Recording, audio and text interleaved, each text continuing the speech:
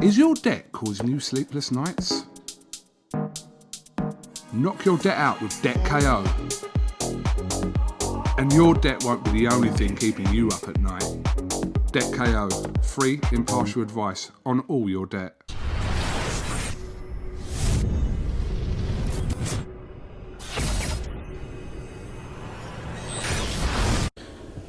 Andrew McCART, IFL TV, in association with MTK Global. Once again, delighted to be joined by Lee Eaton. How are we doing? I'm doing good, brother. How are you? A bit tired. Got up for the boxing, 4 o'clock. Went back to bed at 6. Woke back up at 8. So a bit tired, but looking forward to tonight. Well, before we talk about tonight, let's talk about last night then. Bit eventful, wasn't it? Yeah, we watched the box. Excuse me. We had the Ritson card on first. Well, the football beforehand. Ritson card. Yeah. And then Lomachenko and Lopez. But let's just talk about Lewis Ritson. Lewis Ritson. Do you know what? I'm not going to lie to you. I didn't watch the whole fight. I went up to my room, I probably watched half of it, but obviously seeing on social media, speaking to a lot of people think basically Miguel Vasquez won quite clearly. But the judging is 117, 111. If they're saying Miguel Vasquez won it quite clearly, and has one judge giving it to Lewis Ritson for 6 rounds. Eddie Hearn's come back and said it's disgraceful. Coogan, the amount of people on social media said the scores are completely out. I'll have to watch the fight back completely live, but obviously to make my proper opinion. But the judging at the minute, even Thomas Patrick Ward versus Asomba, that was very close. And then Terry O'Connor had that 88-84 to Ward. I didn't see that. Obviously, Thomas Patrick Ward, it was a close fight. Obviously, it got the cut and stuff like that. But scoring at the minute is a big thing. Even see in the Lomachenko fight, 119-109. Fucking disgrace. Only 1 round to Loma. Yeah, 1 round. Listen, it probably after 6, I had it 5-1. Yeah, then I think Loma won the 7th, the 8th, the 9th, the 10th, the 11th, and then lost the 12th. Or if you might be able to give Lopez one of them rounds, but the 8th, 9th, 10th, 11th, I think a clear round for Lomachenko. And for only to give him 1 round, it's disgraceful. It is disgraceful. What did you make of the fight itself then, Lomachenko, Lopez? I mean, were you... I was speaking to a few people. A lot of people had Lomachenko, but a lot of people were sort of second guessing themselves and thinking Lopez might do it. Were you one of the people? I had no doubt in my mind that Lomachenko would win, and obviously I was big time wrong. Do you know what I mean? But it was first 2 rounds, I was thinking, all right, he's going to come into this. 3rd round, then 4th and 5th, and then 6th. I was thinking, what the flipping hell's going on here? Do you know what I mean? And then he started coming into it, so. He left it too late. Obviously, he'll be kicking himself for that. But Lopez, what a talent. 23 years old, unified world champion. Fair play to him. He's going to be a lot of fun. Him versus Gervonta Davis or Tank is an unbelievable fight. And he's talking about stepping up and fighting the winner of Ramirez versus Taylor. Well, you have to wait because Jack Catterall's getting the winner. Simple as that. So it'll be Josh Taylor versus Jack Catterall because he beats Ramirez. But unbelievable talent. Lopez, he's shocked a lot of people, including me. I didn't think Lomachenko could lose again. So well, that was probably one of the. I didn't think he would lose, but I done an interview with Teofimo Lopez back in February, and he seemed confident. Yeah, and that's why I was always saying. You know what? That's what. And even his ring walk. You know, you see him. He had just the confidence. Just for a 23-year-old kid, do you know what I mean? He's still young, 23-year-old, going into the biggest fight of his career. He just didn't look phased one bit. And do you know what? And the way he boxed, fair play to him. Top Rank have got a massive superstar on their hands. Definitely, we look forward to following his career then. But again, we're back here. We're back at the. Yeah. You want to say something, Ellie? Yeah, just want to obviously Eddie's card, Ellie Scotney. Yeah. Great performance, really good performance. It's going to be a lot of fun. My mate Joe Laws, bad night at the office. No excuses. He lost to the better man. But listen, I spoke to him this morning. He's a bit deflated and that, but listen, he'll be back. 2021, he'll be back. with a bang. He's just got a knuckle down. That loss will be the best thing that's happened to him. So I've told him, listen, just dust yourself off, get back in the gym and learn. Definitely. So yeah, that's it really. Definitely. Well, that's not it. In terms of we're back here, we're back at MTK Fight Night, back at the Holiday Inn Express here. Been a week from hell. It has. It's another one of them things, but in terms of it was 6 fights on seven fights on the card, 3 fights. Unfortunately, we lost Jordan Reynolds. There was a query with his medical, nothing serious, just a query with his medical. It had to go back, and it wasn't going to be enough time to get him signed off. So we lost that fight. We added a new signing, Amancio Parashif, and unfortunately, his medicals wasn't back in time either. So we're down to 6 fights. COVID tests come through. Lewis Edmondson tested positive. Tom Hill and his coach David Binns both tested positive. So we lost the Lewis Edmondson fight and the Jack Rafferty versus Tom Hill fight. So we're down to 4 fights. We tried getting Jack Rafferty rematched, but it didn't work out. So so we're down to 4 fights. So it's for 4. Obviously, a debut for Paul McCulloch, hard-hitting fighter. So we've got him, and then we've got Paul Butler versus Ryan Walker. It was a tough fight. Paul Butler needs to be switched on, ready and win and get a good win, because obviously his next fight will be a world title eliminator for the right to fight Inoue. IBF. Tough fight, but listen, that's what you're in the sport for. Exactly. So Paul's in a really good position. So Ryan Walker can come and rip the script up, but obviously quite confident in Paul. Jay Harris versus Marcel Braithwaite. Bit of a nightmare with that. Marcel Braithwaite was doing obviously he's all fighters do their weight cuts differently and stuff like that. So Marcel was doing a certain weight cut. He got pulled in to do the inspector has turned up at the gym when he's 15-20 minutes into a session, got him to strip down and jump on the scales when his pants are soaking wet, his socks are soaking wet, and put him on a set of bathroom scales. Obviously incorrect from the inspector. Basically his coach said, look, can we do it after the session? He went, no, because I've got to go.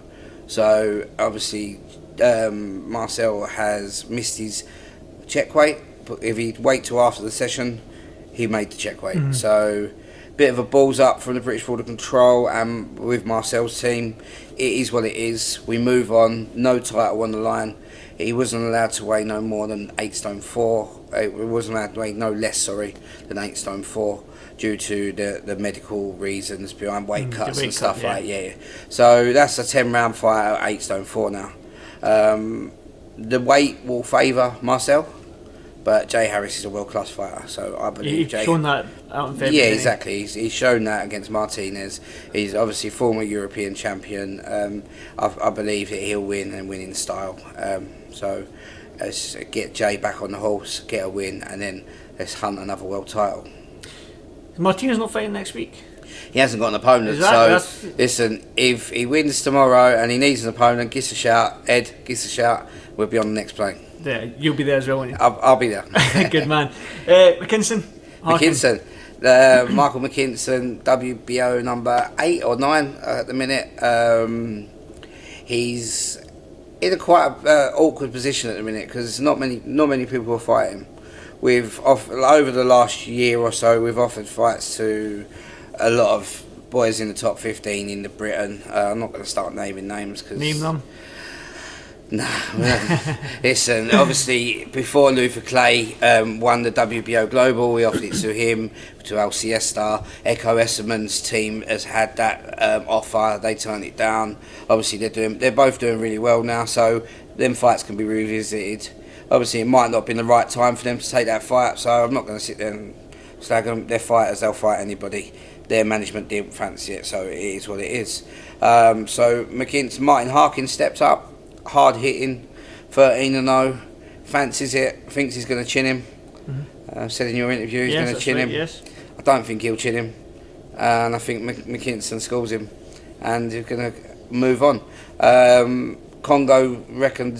Chris Congo thinks Michael McKinson's scared to fight him. Make us an offer. Let's go. Once he gets Harkin out of the way, pray to God Obviously, Martin Harkin's a very good fighter, can punch really hard, so it's going to be a tough fight, but I'm pretty confident in his ability. If Congo's team wants it, give us a shout, not a problem. Ring MTK and get it done. Let's go. Michael McKinson is ready for anyone in that division. Obviously, we want to get him back. It's a good division. It's a good division. It's obviously the hardest division out there. Obviously, we want to get him back. We want to get him back up them world rankings. So, Chris Congo's WBO global champion and world ranked. So it's a good fight to make. If not, there's plenty of other fights out there.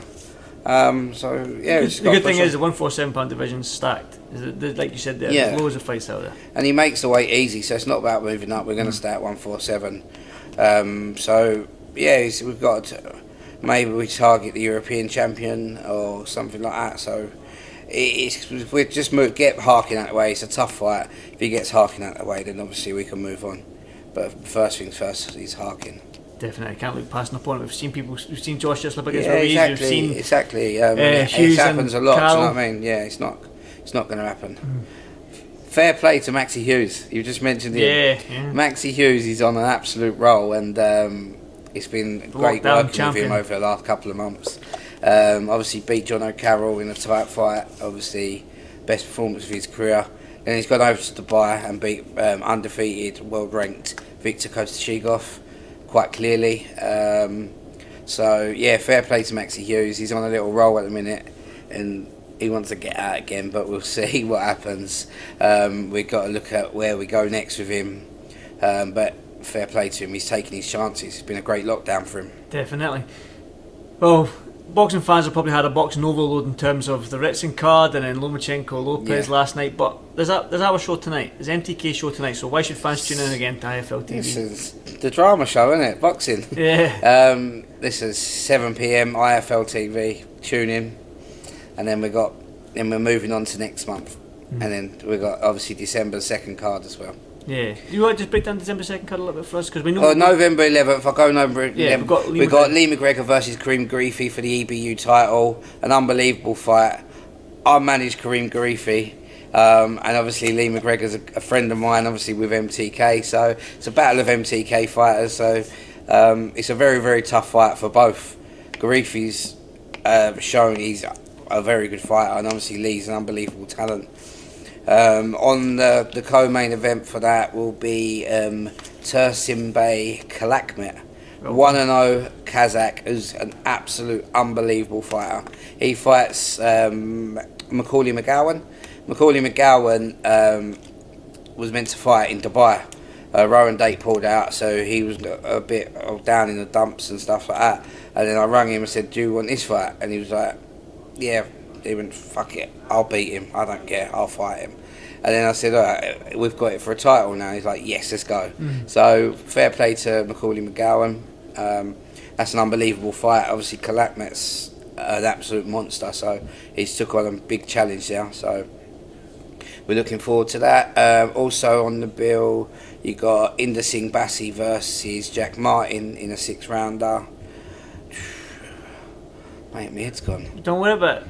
No. Hang on a minute. Do you want me to cut this bit out? We're on film on IFL TV It's anyway. all good, yeah, don't worry about it. Let's have a look. I totally forgot. You're allowed to, me, but all these fights that are being made. It's happening. Let me see if I can get them up before you. Oh yeah, Sultan Zerbeck versus Jeffrey Ofori.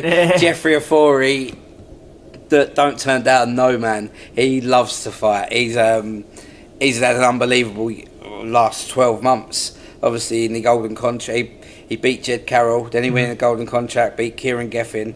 Then he got to the semi-finals, fought Ahara Davis. Then he fought Archie Sharp, and now he's fighting Sultan Zerbeck, who's 9-0, unbelievable Kazakh talent. So really looking forward to that fight.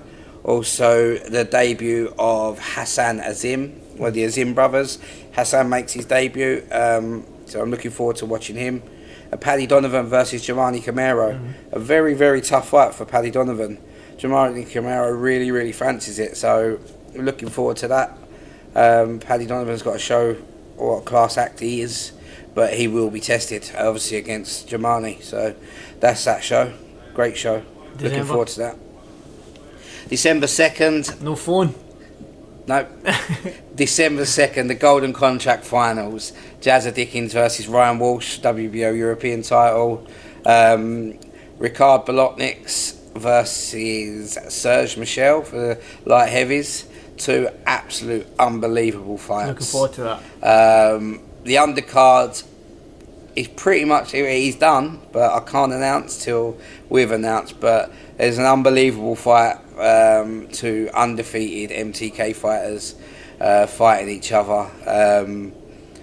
2 very, very highly touted boys. So hopefully that'll be announced. I might try and get that announced tomorrow. Also, we've got... you can't just leave me like that, surely. No, I can't. Until it's announced. I can't announce before it's been out. But listen, it's an unbelievable fight. And that'll start the broadcast off. I'm trying to hopefully have Danny Dignam be on the show, fingers crossed. We're waiting to see if we can get that sorted. And there'll be a debut of one of our new signings, which is a very, very highly touted prospect. Hopefully that'll be announced within the next week or so. I think that's so stay tuned. Yeah, stay tuned for that. We'll get the announcements out this week. That show will be fully announced over the next week. I'm looking forward to the finals anyway. I think the 2 finals are unbelievable. I'm really so. obviously gutted about them not being on the last show, but Jazza Dickens versus Ryan Walsh, both absolute gentlemen. That's going to be an absolute war. The winner of that is going to be very right up there for the world title, and so there's a lot at stake. Bolotniks versus Serge Michel is an unbelievable fight. Listen, Bolotniks, we got Bolotniks, and everyone thought, oh yeah, he'll be the weak link. Yeah, he's come in, he's obviously beat Stephen Wall by KO, and then he's beat Jose Burton. Yeah. So he's flying. So don't underestimate him to beat Serge Michel. No. But Serge Michel was an absolute animal in his last fight against Conroy. So 2 very good finals. Definitely. So, like I said, I'm looking forward to it. I can't wait, man. Listen, it's going to be an unbelievable show once we get all the card announced. Obviously, it'll be a great show. T's, was it cross the T's and dot the I's? Whatever it is, it'll be done this week anyway. Hopefully it's all done. So stay tuned. Follow MTK on Instagram for all the information. 7 o'clock tonight, IFL TV. You heard it there first. Lee, and let's do this. Thanks for doing this for IFL TV, bro. See you, bro. Is your debt causing you sleepless nights? Knock your debt out with Debt KO. And your debt won't be the only thing keeping you up at night. Debt KO, free, impartial advice on all your debt.